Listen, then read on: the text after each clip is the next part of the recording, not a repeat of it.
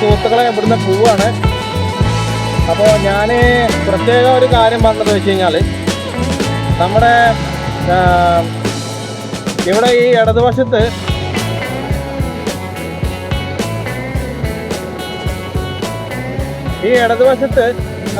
നിങ്ങൾ അതിൻ്റെ ആ വർക്കും കാര്യങ്ങളൊക്കെ കണ്ടു. അതേപോലെ തന്നെ പുഴയിൽ നമ്മൾ കുറേ എന്താ പറയുക പുല്ലുകളൊക്കെ കണ്ടു.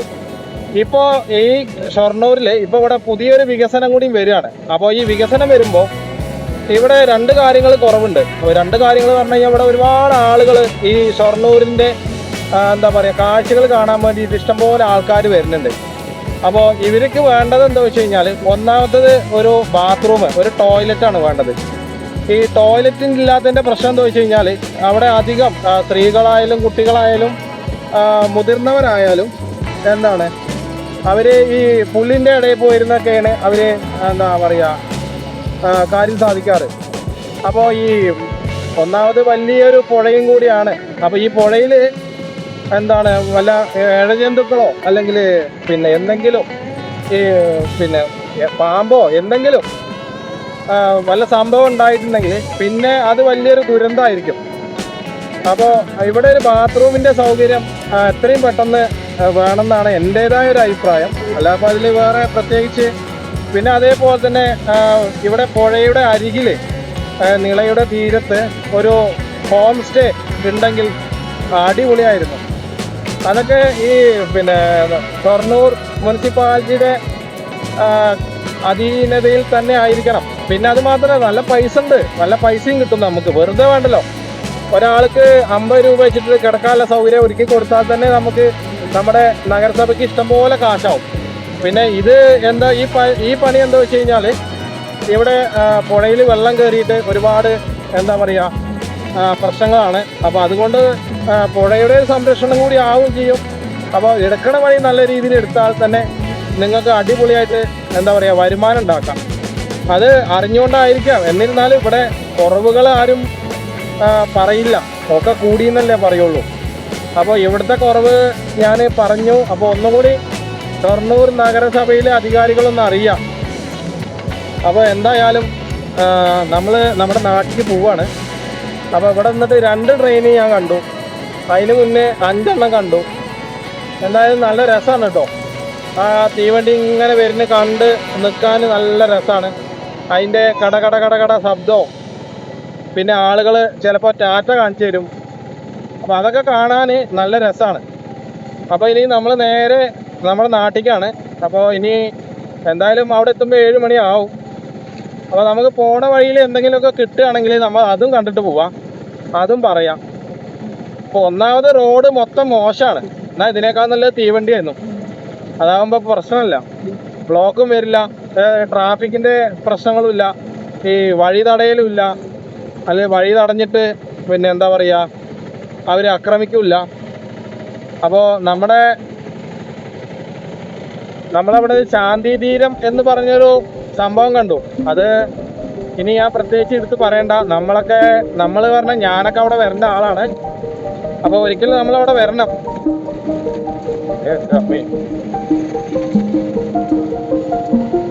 അപ്പോൾ നമ്മളിനി നേരെ പോവാട്ടോ.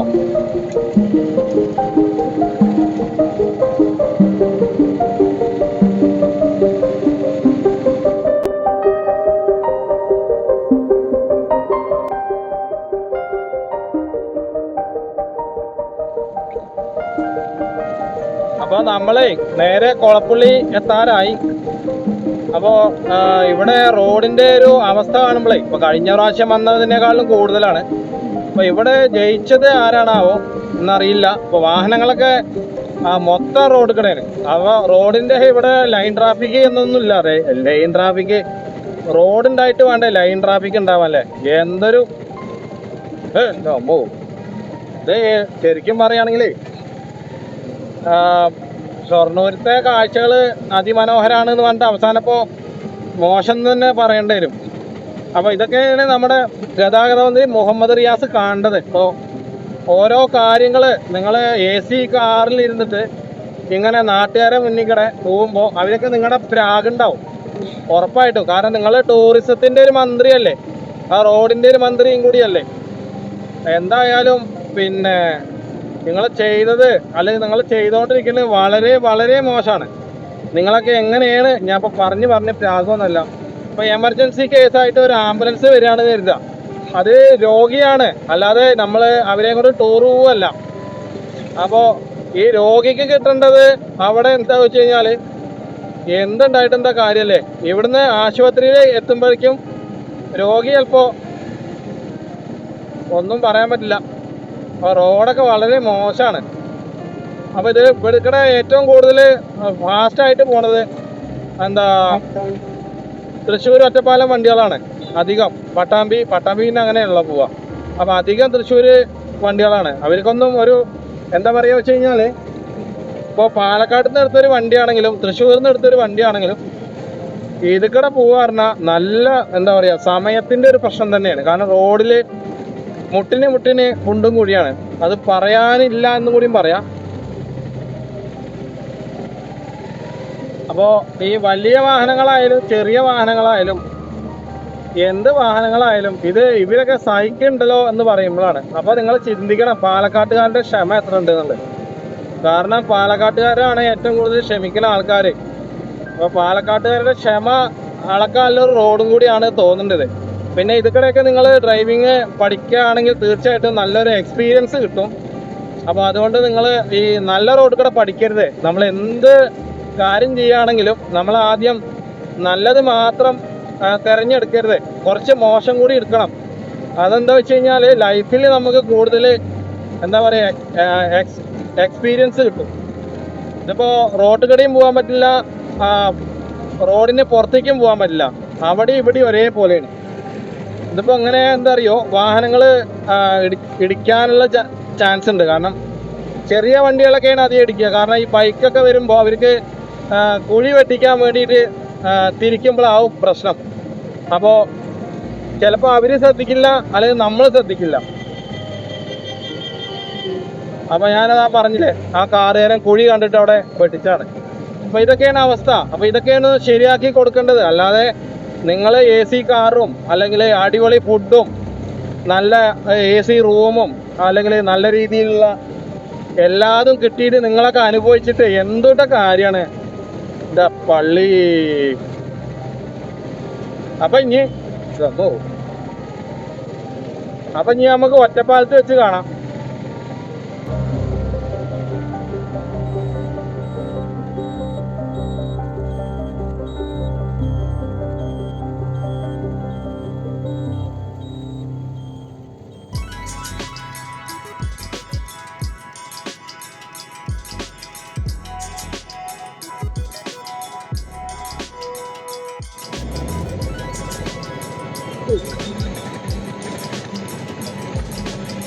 അപ്പോൾ നമ്മളങ്ങനെ വാണിയംകുളം എത്തിയിട്ടോ.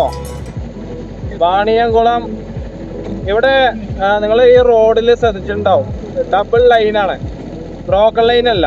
അപ്പോൾ ഇതിൻ്റെ അർത്ഥം എന്താ വെച്ച് കഴിഞ്ഞാൽ നിങ്ങൾ അപ്പുറത്തേക്കും കിടക്കാൻ പാടില്ല, അവിടെ നിന്ന് ഇങ്ങോട്ട് ഇപ്പുറത്തേക്കും കിടക്കാൻ പാടില്ല. അതായത് കറക്റ്റ് ലൈൻ ട്രാഫിക് പാലിച്ച് തന്നെ പോകണം എന്നാണ് അതിൻ്റെ അർത്ഥം. അപ്പോൾ പ്രധാനമായിട്ട് എന്താ വെച്ച് കഴിഞ്ഞാൽ നമ്മുടെയൊക്കെ ഈ മലയാളികളുടെ ഏറ്റവും വലിയ കുന്തളിപ്പം എന്താ അറിയോ, അതായത് തിന്നിട്ട് എല്ലിൻ്റെ ഇടയിൽ കയറുകയാണ് വേണ്ടാര ആവശ്യത്തിന്. ഈ മെയിനായിട്ട് നമുക്ക് ഈ റോഡിൻ്റെ മര്യാദകൾ പാലിച്ചാൽ തന്നെ മലയാളിയുടെ ഏകദേശ പ്രശ്നങ്ങൾ തീരുന്ന പറയുന്നത്. അപ്പോൾ റോഡിൻ്റെ കുന്തളിപ്പ് പറഞ്ഞു കഴിഞ്ഞാൽ ചില ആൾക്കാരുണ്ട് സ്വന്തം വീട്ടിൽ നിന്ന് സ്ഥലം വാങ്ങി പോലെ വാഹനങ്ങൾ നിർത്തിയിട്ട് അവരുടേതായ രീതിയിൽ സംസാരിക്കണൊക്കെ നമ്മൾ കാണാറുണ്ട്. നമ്മളപ്പോൾ അത് ചോദ്യം ചെയ്യുക എന്നല്ല കേട്ടോ, ഒരിക്കലും അത് ചോദ്യം ചെയ്യലാവട്ടെ നിങ്ങൾ വിചാരിക്കരുത്. നമ്മൾ ആ കാര്യം അവരടുത്ത് പറയും എന്താണ് ഇങ്ങനെ നിർത്തിയിട്ടുള്ളതെന്ന്. അപ്പോൾ അവർ ഈ എന്താ പറയണത്, ഈ ആരാ ചോദിക്കാം എന്നൊക്കെ പറയുന്നതാണ്. ആ മെയിനായിട്ട് പിന്നെ നമ്മൾ ചെയ്യേണ്ട കാര്യങ്ങൾ പിന്നെ ട്രാഫിക് റോഡിൻ്റെ ഏത് വശമാണോ നിങ്ങൾ പോകാൻ ഉദ്ദേശിക്കുന്നത് ആ സ്ഥലത്ത് കൂടെ മാത്രം പോവുക.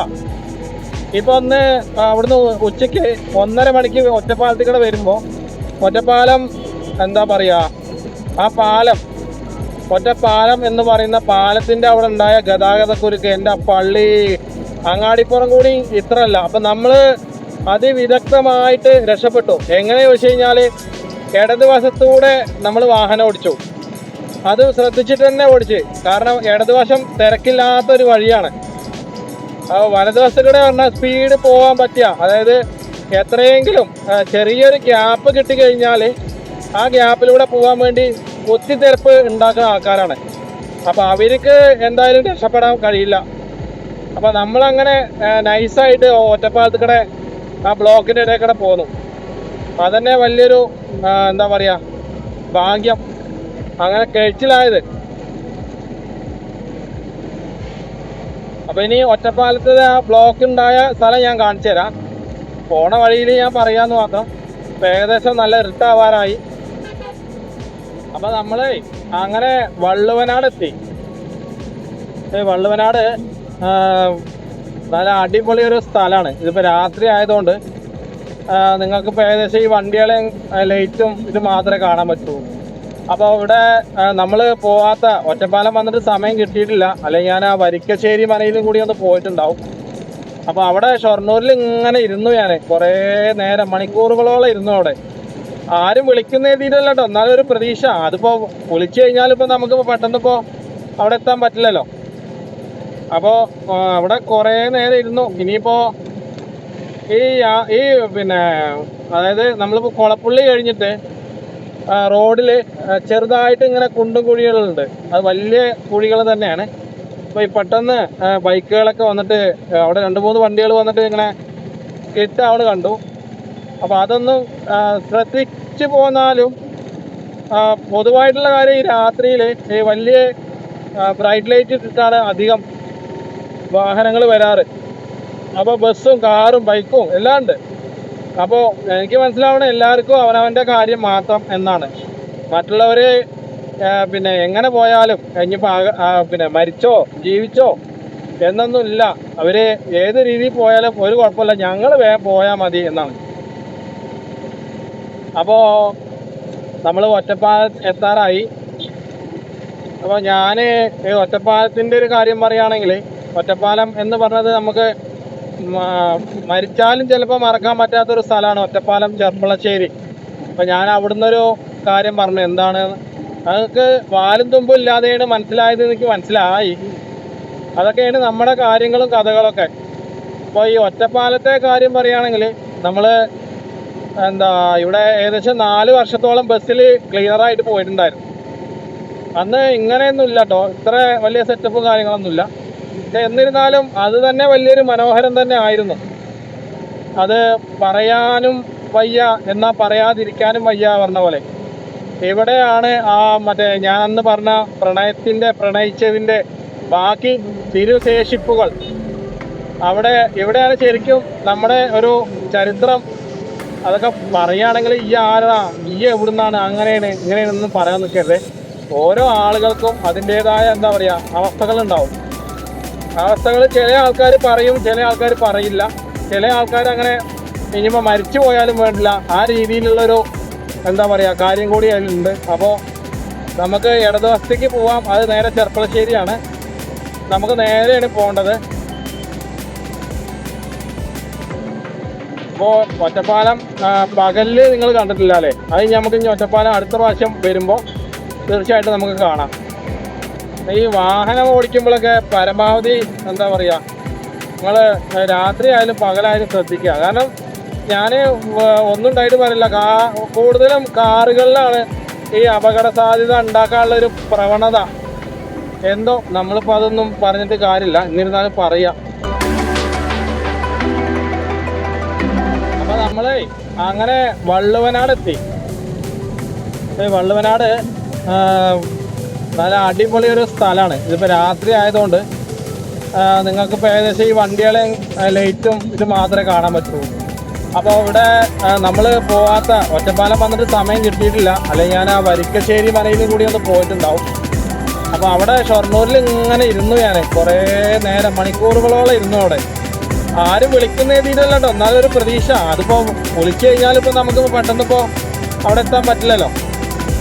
അപ്പോൾ അവിടെ കുറേ നേരം ഇരുന്നു. ഇനിയിപ്പോൾ ഈ പിന്നെ അതായത് നമ്മളിപ്പോൾ കുളപ്പുള്ളി കഴിഞ്ഞിട്ട് റോഡിൽ ചെറുതായിട്ട് ഇങ്ങനെ കുണ്ടും കുഴികളുണ്ട്. അത് വലിയ കുഴികൾ തന്നെയാണ്. അപ്പോൾ ഈ പെട്ടെന്ന് ബൈക്കുകളൊക്കെ വന്നിട്ട് അവിടെ 2-3 വണ്ടികൾ വന്നിട്ട് ഇങ്ങനെ ഇട്ട് അവിടെ കണ്ടു. അപ്പോൾ അതൊന്നും ശ്രദ്ധിച്ച് പോന്നാലും പൊതുവായിട്ടുള്ള കാര്യം ഈ രാത്രിയിൽ ഈ വലിയ ബ്രൈറ്റ് ലൈറ്റ് ഇട്ടിട്ടാണ് അധികം വാഹനങ്ങൾ വരാറ്. അപ്പോൾ ബസ്സും കാറും ബൈക്കും എല്ലാം ഉണ്ട്. അപ്പോൾ എനിക്ക് മനസ്സിലാവണം എല്ലാവർക്കും അവനവൻ്റെ കാര്യം മാത്രം എന്നാണ്.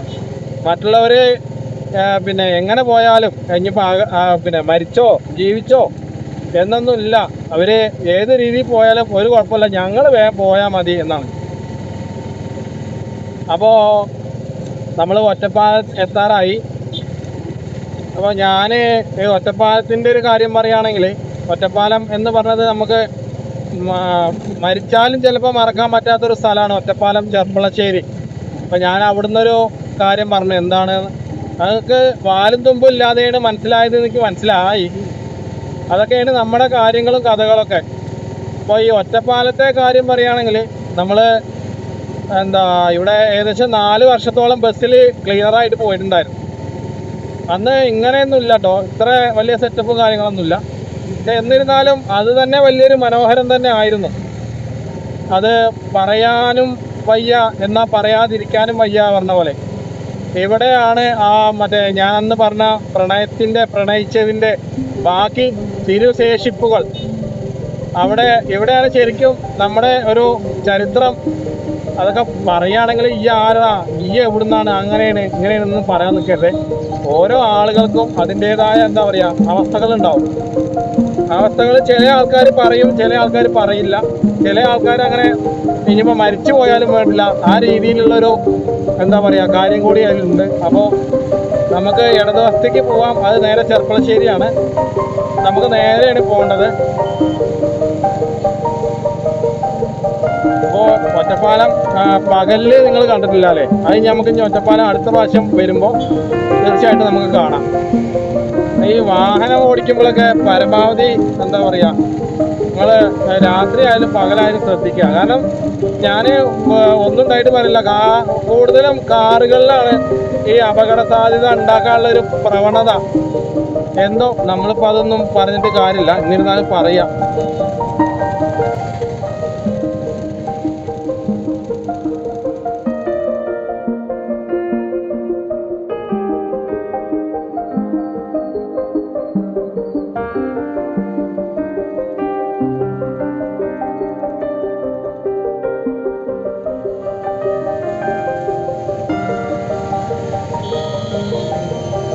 അപ്പൊ നമ്മളെ ഇവിടെ കൂടുതലും കേരളത്തിൽ കൂടുതലും ട്രാഫിക് ഉണ്ടാക്കുന്നത് ബൈക്കുകാരാണ്. അപ്പൊ അപ്പോഴല്ലേ മനസ്സിലായത്. ഞാൻ കരുതി മണ്ണാർക്കാട് മാത്രമേ ഉണ്ടാവുള്ളൂ ഇമാരി പരിപാടി. അല്ല, ഇവിടെ ഇപ്പൊ ഏകദേശം നിങ്ങൾ കണ്ടിട്ടുണ്ടായിരിക്കും. ഇപ്പൊ അവിടെ നിന്നുള്ള യാത്രയിൽ നിങ്ങൾ കണ്ടിട്ടുണ്ടാവും, ബൈക്കുകാർ ഇടയ്ക്കിടെ കയറി വന്നിട്ട് അത്രയും ആളുകളുടെ സമയം കളയാണ്. പിന്നെ അത് മാത്രമല്ല കേട്ടോ, ഒന്നാമത്തെ കാര്യം ഞാൻ പറയട്ടെ, ഇവിടെ ഈ ഒറ്റപ്പാലത്തിന്റെ ബ്ലോക്കിന്റെ പ്രധാന പ്രശ്നം ഈ റോഡ് ഇതിപ്പോൾ രാത്രിയാണ്, പകൽ ഞാൻ എടുത്തില്ല. അപ്പോൾ 2 വശങ്ങളിലും കാറുകളും ബൈക്കുകളും ഒക്കെ അലക്ഷ്യമായിട്ട് പാർക്കിംഗ് ആണ്. നേരെ വണ്ണാണെങ്കിൽ ഇപ്പോൾ ഇത്ര ബ്ലോക്ക് വരില്ല. ഒക്കെ ഒരാൾ കുറച്ച് കയറ്റിയിട്ട് അടുത്ത ആൾ ചിലപ്പോൾ കുറച്ച് താത്തി കയറ്റും, അല്ലെങ്കിൽ താത്തി ഇറക്കിയിടും. അത് ബൈക്കായാലും കാറായാലും. അപ്പം അങ്ങനെ ആകുമ്പോൾ വാഹനങ്ങൾക്ക് പോകാൻ നല്ല ബുദ്ധിമുട്ടാണ്. ഇതൊക്കെ പോലീസുകാർ എത്ര നിയന്ത്രിച്ചിട്ടും കാര്യമില്ലാന്ന്, വെറുതെയാണ്. അപ്പൊ എല്ലാവരും പറയണത് എന്താ വെച്ച് കഴിഞ്ഞാൽ പാലം പണിയാണ്, പാലം പണിയുടെ പ്രശ്നമാണ്. പക്ഷെ ഞാൻ അന്ന് 2010 ഇവിടെ ബസ്സിൽ ക്ലീനറായിട്ട് പോകുമ്പോഴും അന്നും ഇതേപോലെ ബ്ലോക്ക് ഉണ്ട്. പക്ഷെ എന്നിരുന്നാലും ഇത്രല്ല. 2020 ശേഷമാണ് വാഹനങ്ങൾ ഏകദേശം കൂടിയെന്നാണ് കണക്ക്. കാരണം 2018 2019 കൊറോണ ആയിരുന്നു. അപ്പോൾ ഈ കൊറോണ സമയത്ത് വാഹനങ്ങൾ അധികം ഉണ്ടായിരുന്നില്ല. അപ്പത്തിന് ഇവർ ലോണും കാര്യങ്ങളൊക്കെ ആയിട്ട് ഒക്കെ ഇറക്കി ഫ്രീ ആയിട്ട് കൊടുക്കുക, അങ്ങനെ ഒരുപാട് പാരിതോഷികം അങ്ങനെയൊക്കെയാണ് ഇറക്കിയപ്പോൾ ആളുകൾ അതിലേക്ക് വീണു. അപ്പം അങ്ങനെ വാഹനങ്ങളുടെ എണ്ണം കൂടി. ബൈക്ക്, കാറ്, അത് മണ്ടന്മാരാണ് ശരിക്കും മലയാളികൾ. ശരിക്കും മണ്ടന്മാരാണ്. ലോകത്തിലെ ഏറ്റവും വലിയ മണ്ടന്മാർ പറഞ്ഞാൽ മലയാളികളാണ്. അവര് തന്നെ പോയാൽ പറ്റിക്കാണ്. എന്നിട്ട് അപ്പുറത്ത് പോയിരുന്ന് ചിരിക്കുക, അപ്പുറത്ത് വന്നിട്ട് കരയുക. അപ്പോൾ ഭയങ്കര ബ്ലോക്ക് ചെയ്യുന്നു ഈ സ്ഥലത്തൊക്കെ. ഇപ്പം ഇല്ല, എന്നാലും അവിടെ നഗരത്തിൽ ഭയങ്കര പ്രശ്നമാണ്. അപ്പം ഇനി നമുക്ക് പകല് ഒരു ദിവസം വരണം. പകൽ ദിവസം വന്നിട്ട് നിങ്ങൾക്ക് എന്താണ് ഉണ്ടായത് എന്നൊക്കെ പറയണല്ലോ. പറയാതെ ഇപ്പം അങ്ങനെ പോയിട്ട് കാര്യമില്ല. ചില അവസ്ഥകൾ അങ്ങനെ ഉണ്ടോ സുഹൃത്തുക്കളെ. അല്ല അപ്പം ഞാനിപ്പോൾ ഒരാളെ എന്താ പറയുക, സിമ്പതി എന്ന് പറയും.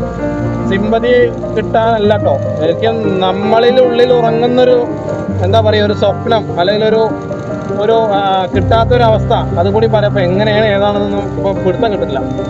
അപ്പോൾ നമുക്കിനി നേരെ നാളെ കാണാം. ഇനിയിപ്പോൾ കാര്യമായിട്ടുള്ള കാഴ്ചകളൊന്നും ഉണ്ടാവില്ല. അപ്പോൾ ഈ യാത്ര ഇഷ്ടമായിട്ടുണ്ടെങ്കിൽ തീർച്ചയായിട്ടും നിങ്ങൾ പിന്നെ സബ്സ്ക്രൈബ് ചെയ്യണം, അതേപോലെ തന്നെ ലൈക്ക് ചെയ്യണം, ഷെയർ. നല്ലൊരു വീഡിയോ ആണെങ്കിൽ തീർച്ചയായിട്ടും ഷെയർ ചെയ്യാം. പിന്നെ ഞാൻ ചോദിക്കുന്നത് എന്താ വെച്ച് കഴിഞ്ഞാൽ, ഇതൊരു നീളം കൂടിയ വീഡിയോ ആണ്. അപ്പോൾ നീളം കൂടിയ വീഡിയോ എന്ന് പറയുമ്പോൾ കുറച്ചൊക്കെ നീളം, സാധാരണ നമ്മൾ 20 മിനിറ്റ് 19 മിനിറ്റൊക്കെയാണ്. പക്ഷേ ഇത് തീവണ്ടീനെ നമ്മൾ കുറേ പ്രാവശ്യം കണ്ടുകൊണ്ട് കുറച്ച് നീളം കൂടും. അപ്പോൾ എന്തായാലും കാണാം നമുക്ക്.